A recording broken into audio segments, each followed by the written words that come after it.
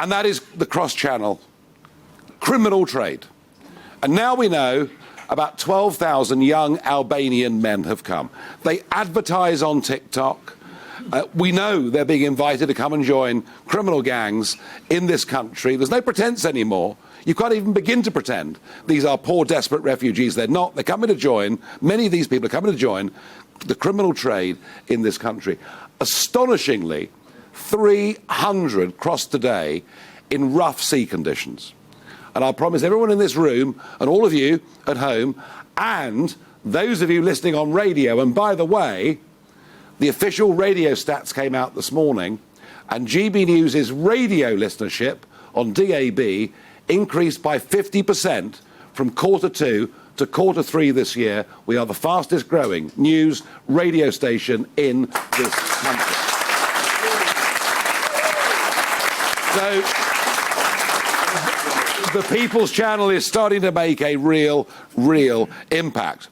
But such is the mess. There is a new proposal. Serco, the private company employed by the government, are now looking for householders, and they will pay you up to 5 years' rent. They'll pay for any damage, they'll pay for fuel bills, if you want to have an Albanian in your spare room. These people laugh. I don't understand why. It's a very serious proposal. Can I have a show of hands?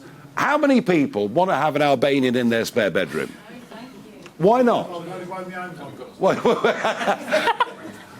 I mean, can you? And I'm saying this to you, Reem, and I'm having a go at you as a Conservative. Yes. And an activist. But I mean, this is out of control.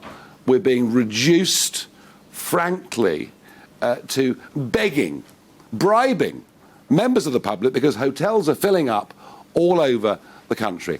I think this issue alone could cost you the next election. Definitely. I think that what we need to be clear about here is sort of saying government will pay you to host this Albanian, or government will pay these hotels. There's the taxpayer. We are the taxpayers, and we are funding the government in order to pay these. This is our money that's going towards this.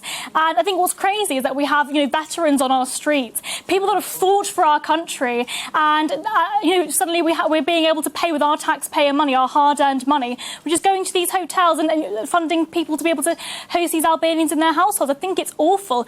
Gross, misspend of our money.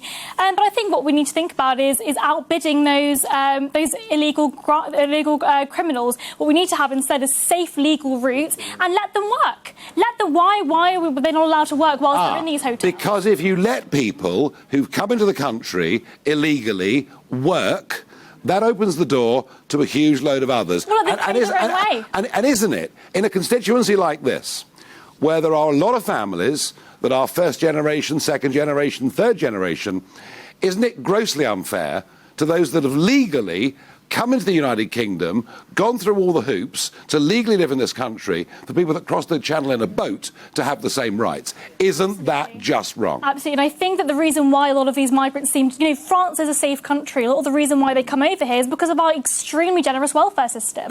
They come over here, they get 3 meals a day in a hotel room, they get housed. I mean, why wouldn't you come for a free meal and a free housing? What we need to do is cut that off and actually say, no, if you want to come here, you're going to pay your own way, get your own job, and actually work for yourself. A lot of these people are of working age, these young men, they can work for themselves. They do not need us, the taxpayers, to be paying for them. Does anybody else in the room think Reem might have a future in politics?